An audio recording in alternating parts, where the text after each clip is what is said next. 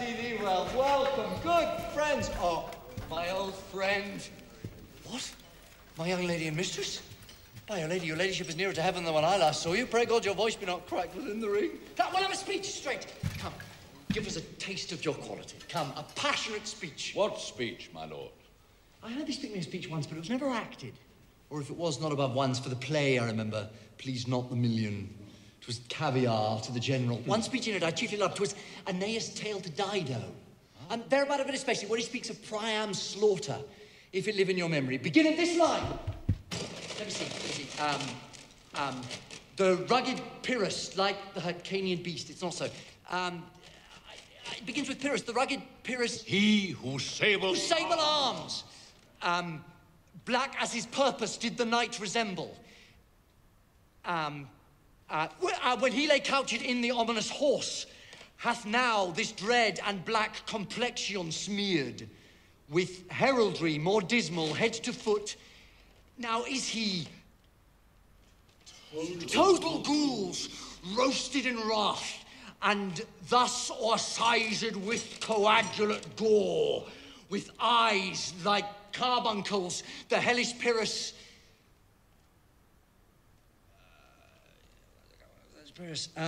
Old grandsire Priam's seat. So beseech you.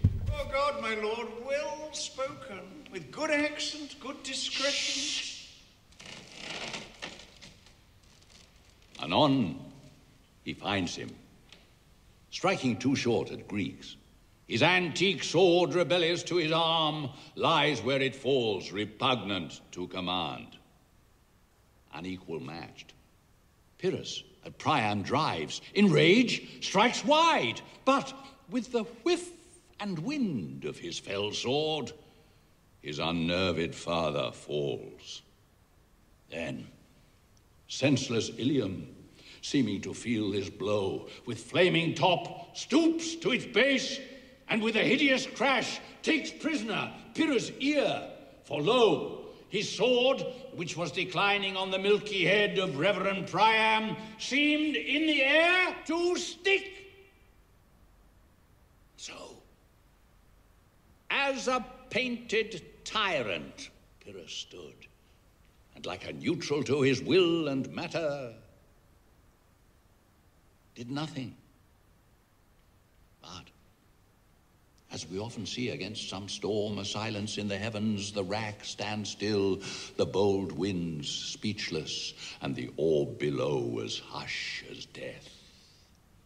Anon, the dreadful thunder doth rend the region, so, after Pyrrhus' pause, aroused vengeance sets him new awork. And never did the Cyclops' hammers fall on Mars, his armors, forged for proof etern, with less remorse than Pyrrhus' bleeding sword now falls on Priam. This is too long. Chill to the barbers with your beard. Prithee, say on. He's for a jig or a tale of broderie, or he sleeps. Say on. Come to Hecuba. But who? Oh, who had seen the Moblet Queen? Moblet Queen. That's good. Moblet Queen is good. Shh. Run, barefoot, up and down, threatening the flames with besom rheum, a cloud about that head where late the diadem stood. And for a robe about her lank and all o'er teemid loins, a blanket in the alarm of fear caught up. Who this had seen, with tongue in venom steeped 'gainst fortune's state, would treason have pronounced. But if the gods themselves did see her then, when she saw Pyrrhus make malicious sport, in mincing with his sword her husband's limbs, the instant burst of clamor that she made, unless things mortal moved them not at all, would have made milch the burning eyes of heaven, and passion in the gods. Look where he has not turned his color, and has tears in his eyes. Pray you no more. 'Tis well. I'll have thee speak out the rest soon. My lord, you see these prayers well bestowed. Do you hear? Let them be well used, for they are the abstract and brief chronicles of the time. My lord, I will use them according to their desert. God's bodykins, man, much better! Use every man after his desert, and who should escape whipping? Come, sirs. Follow him, friends. We'll hear a play tomorrow. Dost thou hear me, old friend? Can you play The Murder of Gonzago? Aye, my lord. Well, here, tomorrow night, you could, for a need, study a speech of some 12 or 16 lines, which I would set down and insert into, could you not? Aye, my lord. Very well. Follow that lord, and pray you, mock him not. No.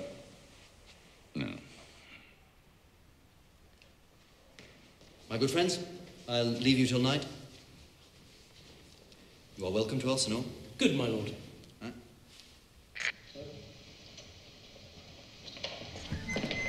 God be with ye.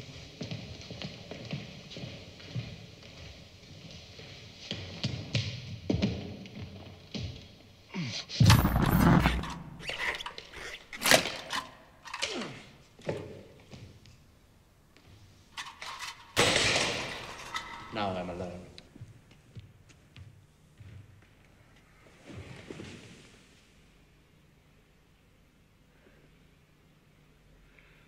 Oh, what a rogue and peasant slave am I.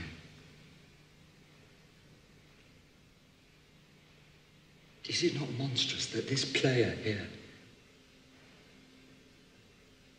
but in a fiction, in a dream of passion, could force his soul so to his own conceit that from her workings all his visage wand, tears in his eyes, distraction in his aspect, a broken voice, and his whole function suiting with forms to his conceit. And all for nothing, for Hecuba. What's Hecuba to him, or he to Hecuba, that he should weep for her? What would he do had he the motive and the cue for passion that I have? He would drown the stage in tears and cleave the general ear with horrid speech, make mad the guilty and appall the free, confound the ignorant and amaze indeed the very faculties of eyes and ears. Yet I, dull and muddy metal rascal, pink, like John o' Dreams, unpregnant of my cause, and can say nothing. No, not for a king, upon whose property and most dear life a damned defeat was made.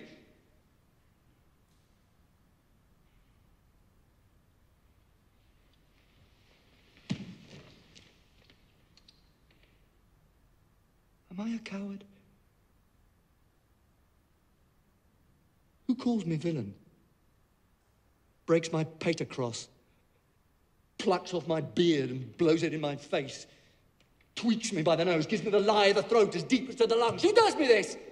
Huh? Swoons, I should take it. For it cannot be but I am pigeon-livered and lack gall to make oppression bitter, or ere this I should have fatted all the region kites with this slave's offal. Bloody, bawdy villain, remorseless, treacherous, lecherous, kindless villain, oh, vengeance! Why, what an ass am I.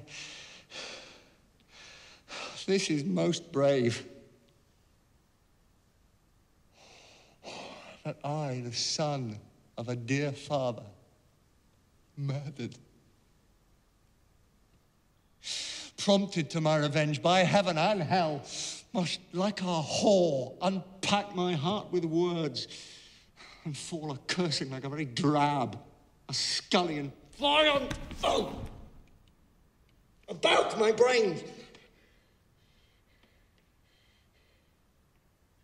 I have heard that guilty creatures, sitting at a play, have, by the very cunning of the scene, been struck so to the soul that presently they have proclaimed their malefactions. For murder, though it hath no tongue, will speak with most miraculous organ. I'll have these players play something like the murder of my father before mine uncle. I'll observe his looks. I'll tent him to the quick if he but blench. I know my course. The spirit that I have seen may be a devil, and the devil hath power to assume a pleasing shape, aimed perhaps out of my weakness and my melancholy, as he's very potent with such spirits, abuses me to damn me. I'll have grounds more relative than this. The play's the thing wherein I'll catch the conscience of the king.